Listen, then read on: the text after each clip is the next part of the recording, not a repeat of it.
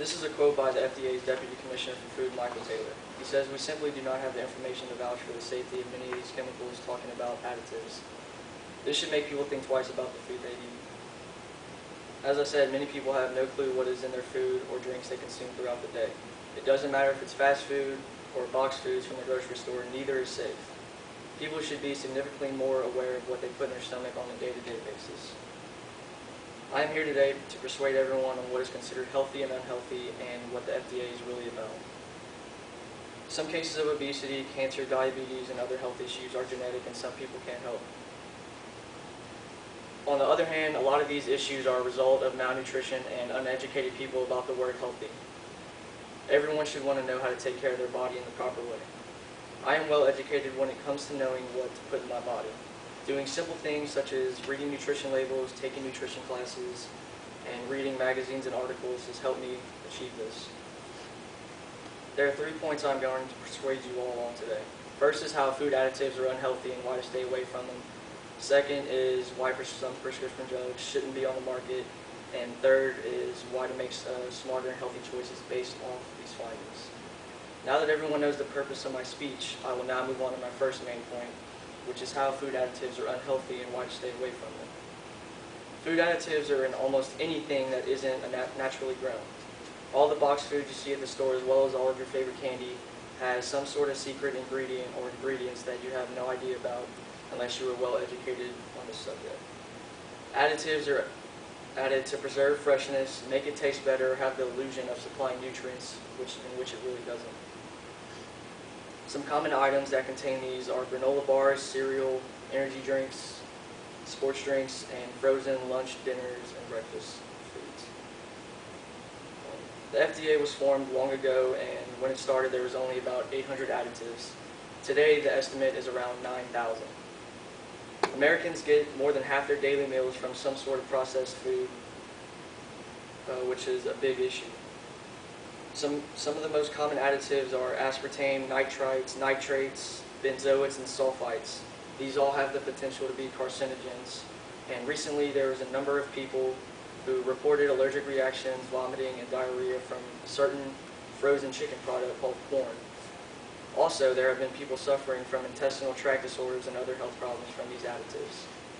Companies continue to have additives in their products that the FDA either knows nothing about or they don't thoroughly check to make sure that the ingredients are completely harm-free. Now that everyone has an idea of my first point, I'm now going to move on to my second point, which is why some prescription drugs shouldn't be on the market. Recent studies have shown the popular painkiller drug Zohydro to be harmful. There has been talk by anti-drug addiction groups claiming that this product has contributed to an epidemic of abuse in our country. Sylvia Barwell, the Secretary of Health and Human Services, points out we are especially frustrated by the FDA's continued approval of new, dangerous, and high-dose opioid analgesics that are fueling high rates of addiction and overdose deaths.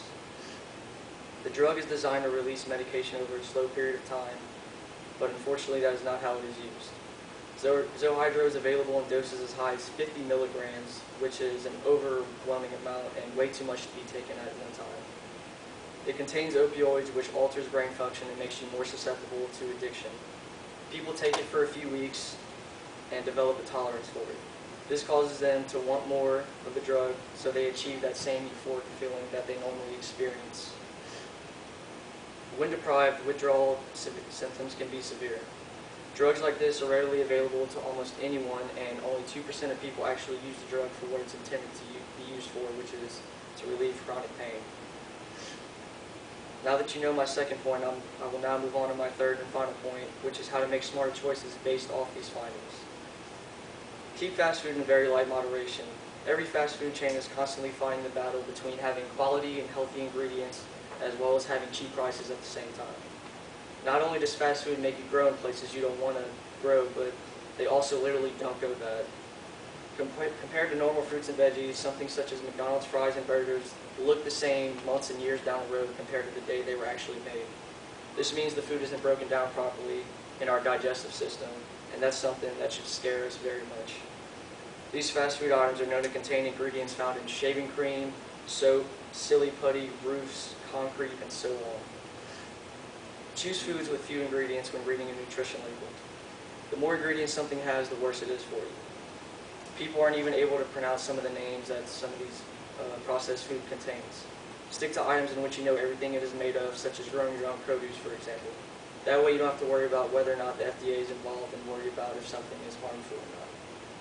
To wrap things up, the people that are supposed to protect us from harmful chemicals don't exactly do their job as intended. Instead, we are forced as consumers to be educated on health and make smarter choices on our own. To reiterate my points, there are three main ways in which we should become more aware, which is knowing what the FDA is really about and how to become a healthy individual. Food additives are unhealthy. People should stay away from as many as possible. Some prescription drugs shouldn't be on the market, and how to make smarter and healthier choices. I am 100% positive that everyone leaves today knowing something they didn't and use it to their advantage. I'm going to end this speech with a quote by Anthony Brillat-Serain, who is a French doctor. "You are what you eat." Keep this in mind next time before you consume anything.